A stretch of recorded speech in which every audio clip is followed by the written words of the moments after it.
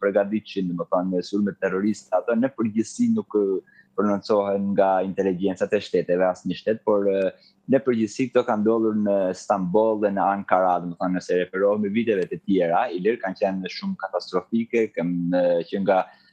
pubet në ngushticën e Bosuarit, po ashtu edhe në trenin, në stacionet e trenit në Ankara dhe gjithandej në fakt kanë ndodhur shumë për dash zotit të vitet e fundit, policia turke ka arritur të azgjësoj para se sa të kryhet sulmet, po ashtu edhe për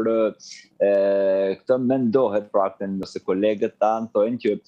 Stambolli, sepse siç di Stambolli është një ndër qytetet më të mëdha në Europë, po ashtu edhe viti i ri ka jehon krejt ndryshe atje dhe me gjoja ka ISIS-tet, domethënë janë që gjoja janë shteti musliman dhe e kanë të ndaluar rëndësisht që muslimanët gjoja të festojnë vitin e ri, për këtë arsye ata do të bëjnë atentate, por normalisht kjo nuk është thjesht vetëm me Turqinë, por ka e çik edhe më gjerë në fakt, nuk mund ta marrim thjesht vetëm në atentat në Turqi, por dihet që kohët e fundit, sidomos pas ikjes e Bashar Esadit dhe daljes së Gjulanize i pranuar nga Amerika, Ahmet Gjulania, pra presidenti aktual i Sirisë, ka dhënë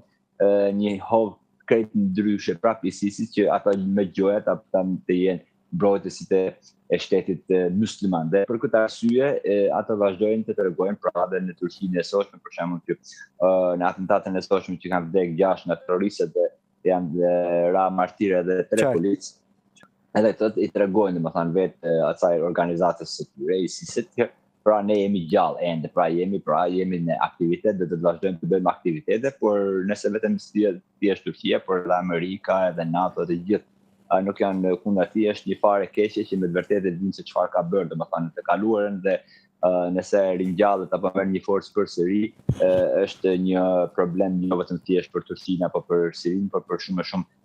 vende. Po, shokoj, në fakt askush nga shtetet nuk është imun kundrejt këtyre elementëve të ISIS, siç e the. Po unë doja të pyesja, si gazetar në përditshmërinë ndër vite ke raportuar edhe për aktivitetin e tyre. Mund themi se jemi përballë një riorganizimi në Turqi, pra po lulëzon aktivitetin e tyre, rastet kur arrestohen, neutralizohen, janë më të shpeshta kohëve të fundit, çfarë mund themi në lidhje me këtë? Në fakt, si gazetar, pra nëse e marrim pak gjatë, domethënë jo vetëm vitet e fundit, por muajt e fundit apo këtë vit, pavarësisht se jemi të fokusuar tek luftra, genocidet, luftra Ukrainë, Rusi, Gaza e të tjera gjërat mallore ndërkombëtare përsëri, inteligjenca turke, MIT, pra po ashtu edhe inteligjenca e policisë dhe xhandarmerisë, vazhdimisht gjatë gjithë vitit kanë arritur të arrestojnë dhe të azgjësojnë njerëz të ISIS-it në Turqi, qoftë në shtetas turk, po qoftë edhe në shtetas të shteteve të tjera dhe sidomos të huajt gjatë verës dhe në ditët e sotme, i lirë të i kanë ndjekur, domethënë para se sa të hyjnë në Turqi, pra në aeroporte apo në porte apo në pikat kufitare, ku inteligjenca turke ka dhe kanë arritur pse këto kohët e fundit po bëhen kaq të mëdha dhe kaq me nam, po ndoshta mund të jetë edhe ajo siç e thash pak më parë, që tashmë ai duket që ka ardhur ja fundi si organizatë terroriste pra asaj dhe do të bëjnë diçka, domethënë është vetë natyra e terroristëve që të bëjnë diçka që të tregojë domethënë aty në tarafet edhe pra aty në beqetit që ne jemi ende gjallë dhe vend më perfekt domethënë për të treguar vetë që ata janë ende gjallë, janë normalisht që është Turqia, sepse Turqia është shumë e madhe dhe Turqia ka pas probleme për qoftë edhe në Siri, në shumë vende Turqia ka luftuar direkt, domethënë me ta, edhe në mbledhjen e NATO-s, por edhe vetë si Turqi dhe si ushtria turke. Për këtë arsye është një nga vendet që është Turqia, po ashtu nëse referohem edhe te teorive konspiracioni që ndoshta edhe ku nuk mund të jenë, normalisht të përdoren nga inteligjenca të tjera të huaja kur do të dhanë një mesazh dikush tjetër, pra një shtet tjetër, nuk po them se është Izraeli apo është ajo, por ku mblidhen të gjitha gjërat e lidhur me 2-3 ditë, domethënë 4-5 ditë të fundit të vitit, normalisht të gjitha lënë për të dyshuar, sepse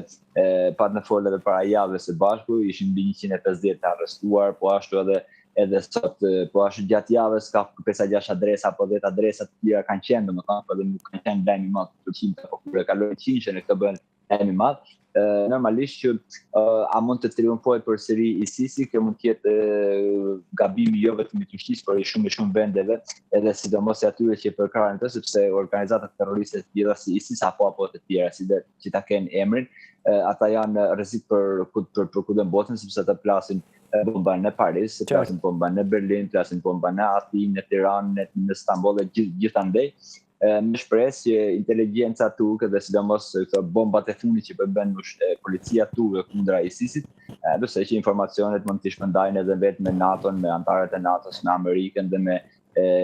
inteligjencët e rajonit që mos të kemi një ISIS sikur e kishin para pandemie. Shpresojmë. Sokol, faleminderit shumë. Ishte kënaqësi gjithashtu. Të shkëputemi për fare pak. Rikthehemi edhe flasim për atë që ndodhi ditën e djeshme në Kosovë. Me një panel do të bëjmë një analizë të rezultateve të zgjedhjeve të 28 dhjetorit në Kosovë. Vetëm pas pak.